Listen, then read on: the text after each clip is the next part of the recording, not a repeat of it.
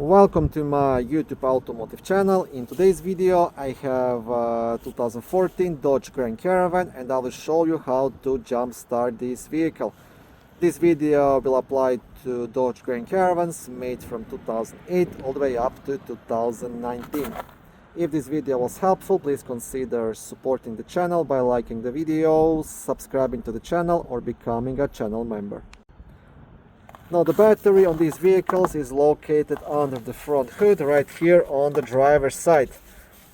Now for the purpose of this video I will be using this small jump starter just because it's quite handy and easy to move around. So it doesn't matter if you are using like a big booster pack or if you are using like the jumper cables, the process will be completely the same.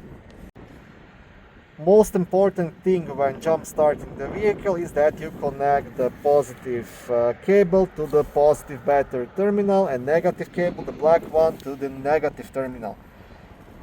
Now every battery, most of the batteries will be marked with plus or minus. You can see this one has a plus here, so this is the positive side, and it's gonna have a minus down here. This is the negative side.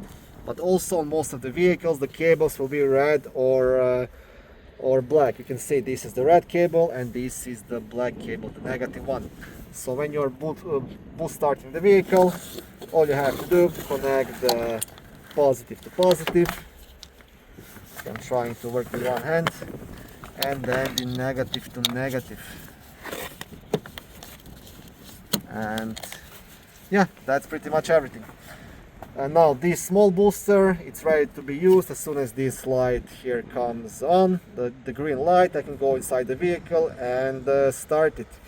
If you're using the larger booster pack, usually they just have to be turned on.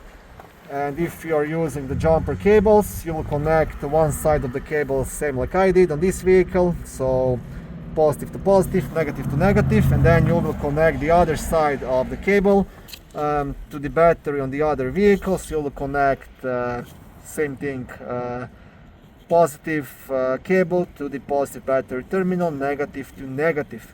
And once everything is connected, then you will start the other vehicle. And once the other vehicle is started, then you will try to start your own vehicle.